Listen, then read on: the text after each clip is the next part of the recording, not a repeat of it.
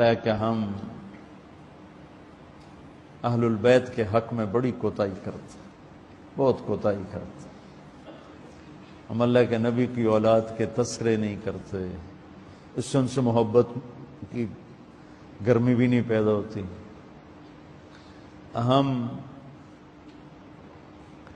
تم میری اولاد کی برائیاں میرے سامنے شروع کر دو تو تم مجھے اچھے لگو گے، اور میرے سامنے آ کر میری تعریف شروع کر دو، چاہے مجھے پتہ بھی ہو جھوٹی تعریف کرنا، تو بھی میرا دل خوش ہو جائے گا۔ تو ہم نے اللہ کے نبی کے گھرانے کے بارے میں بہت کوتاہی کی ہے، بہت کوتاہی کی۔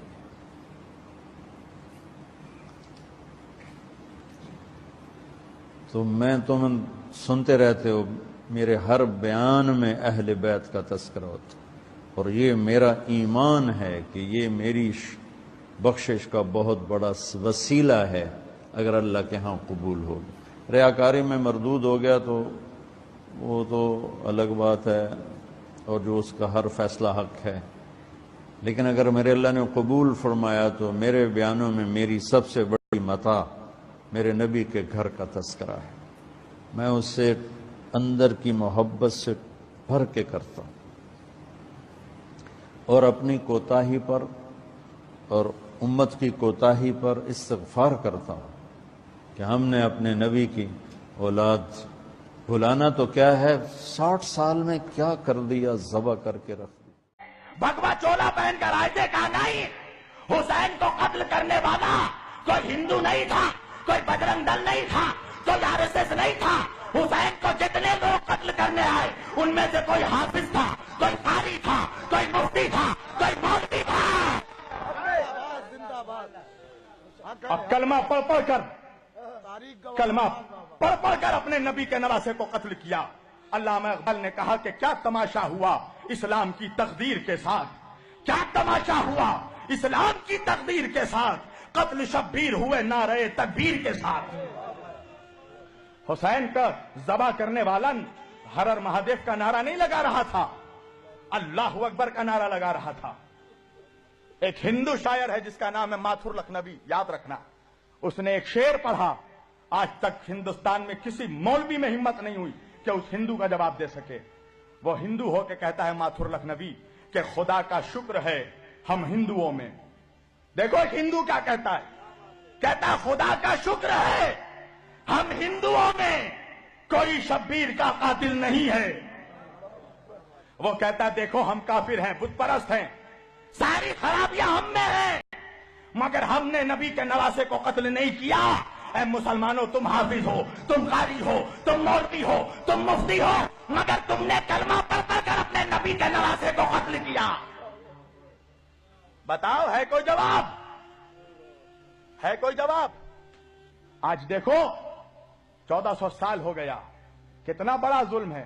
کل بھی اہل بیت پہ ظلم ہوا، آج بھی اہل بیت پہ۔ دیکھو تم اہل بیت کا جب جلوس جلسہ کرو، اہل بیت کا ذکر کرو، تعزیہ اٹھاؤ، علم اٹھاؤ، دیکھو کوئی ہندو آبجیکشن نہیں کرے گا، کوئی سکھ آبجیکشن نہیں کرے گا۔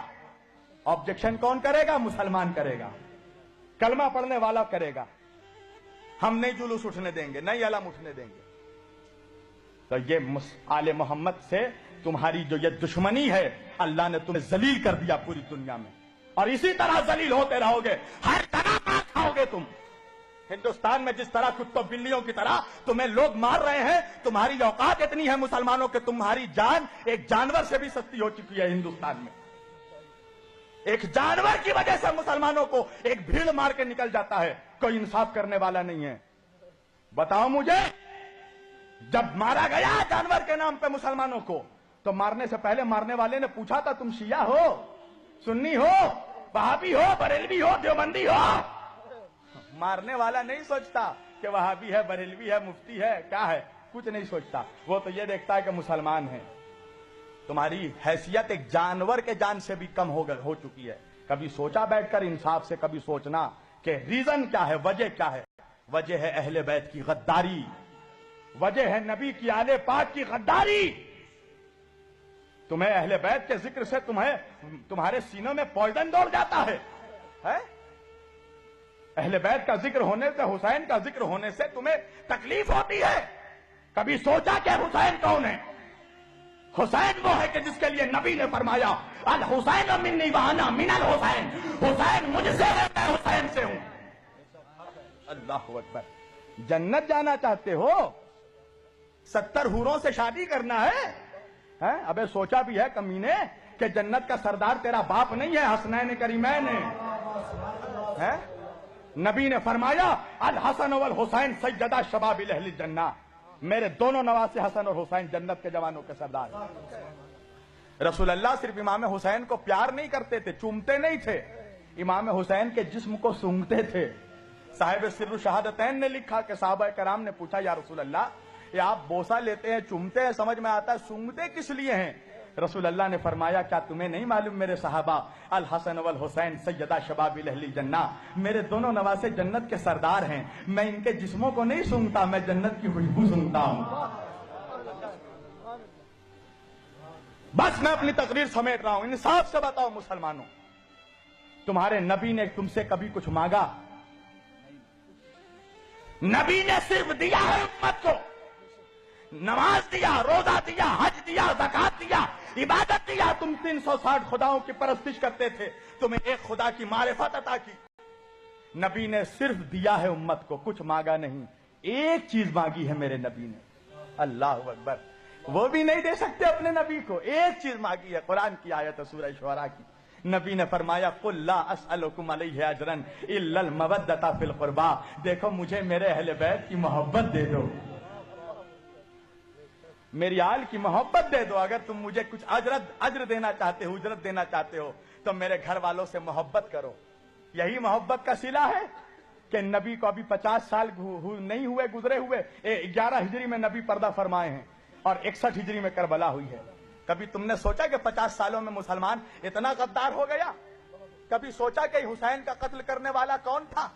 کبھی سوچا؟ یزید کے لشکر کا کمانڈر عمر ابن سعد کون تھا؟ یہ رسول اللہ کے جید صحابی کا بیٹا، حضرت سعد ابن ابی وقاص رضی اللہ تعالیٰ عنہ کا بیٹا۔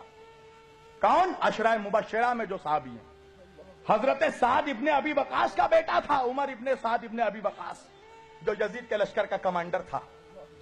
حسین کا سر کاٹ کے نیزے پہ اٹھانے والا کون تھا؟ کبھی سوچا؟ سنان ابن انس کون تھا؟ حضرت انس ابن مالک رضی اللہ تعالیٰ عنہ کا بیٹا، انس ابن مالک کا بیٹا۔ کبھی سوچا؟ کون لوگ تھے جو حسین کو قتل کرنے آئے؟ کیا ہندو تھے؟ ہندوستان سے گئے تھے؟ کہاں کے تھے وہ لوگ جن کے باپ داداؤں نے نبی کے ہاتھوں میں کلمہ پڑھا، ان کی اولادوں نے نبی کے نواسوں کا قتل کیا؟ کیا یہ نبی کے اولادوں سے انصاف ہے؟ کیا یہی اجرت تھی جو نبی نے مانگی؟ کیا کہا میرے نبی نے کہ بس میرے بعد میرے اہل بیت کا خیال رکھنا، میری آل سے محبت کرنا؟ آج دیکھو تو احسان فراموش ہو، نبی کا نمک کھا کر نبی کے گھر والوں پر بھونکنے والوں، ہوشیار ہو جاؤ، رسول اللہ کو چہرہ دکھانا ہے قیامت کے دن۔ کیا چہرہ دکھائے گا تو؟ 2 کوڑی کا مفتی مولوی، 2 کوڑی کا مسلمان، کیا چہرہ دکھائے گا نبی کو کہ ہم نبی آپ کا کلمہ پڑھ کر آپ کے نواسوں کے ذکر پہ اعتراض کرتے تھے، آپ کے نواسے کے ذکر کو روکتے تھے، اور سمجھتا ہے کہ نبی گلے لگا لیں گے؟ تیرے جیسے منافق سے نبی چہرہ پھیر لیں گے، اس لیے کہ جو حسین کا نہیں ہو سکتا وہ رسول کا نہیں ہو سکتا۔ پہلے حسین کا وفادار بن، پھر مصطفیٰ کا وفادار بننا، پہلے اولاد کا وفادار بن، پھر باپ کا وفادار بننا۔ اہل بیت پر رحم کرو مسلمانوں، قسم خدا کی، نبی کو مت تڑپاؤ، نبی کے دل کو، نبی کے دل میں ایسے ہی تم نے بہت تکلیف پہنچائی ہے۔ تم کیا سمجھ رہے ہو؟ آج محرم جیسے ہی آیا ہر جگہ happy new year, happy new year, مبارک ہو مبارک ہو۔ کس بات کی مبارکبادی؟ جس نے مبارکبادی دی کبھی پوچھا اس سے کس بات کی مبارکبادی؟ نبی کا گھر لٹ گیا اس کی مبارکبادی، نبی کے گھر کے بچوں کو مار دیا گیا اس کی مبارکبادی، نبی کی اولادوں کے جنازوں پہ گھوڑے دوڑائے گئے اس کی مبارکبادی۔ کس بات کی مبارکبادی؟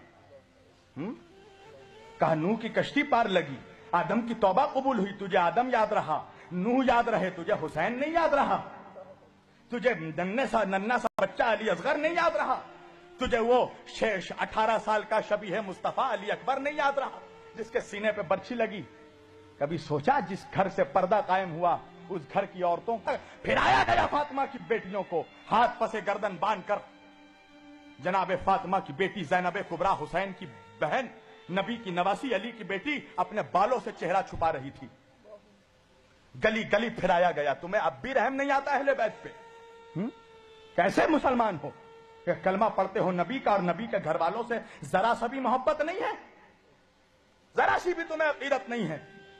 मुसलमानों कसम खुदा की अपने नबी के घर वालों के वफादार हो जाओ, अपने गुनाहों पे शर्मिंदा हो जाओ, अपने नबी से माफी मांगो कि जो अजियतें तुमने दी है नबी की आल को, जो जुल्म बनी इसराइल ने अपने नबियों पे किया है, वही जुल्म मुसलमानों ने इस उम्मत ने अपने नबी की औलादों पे किया है।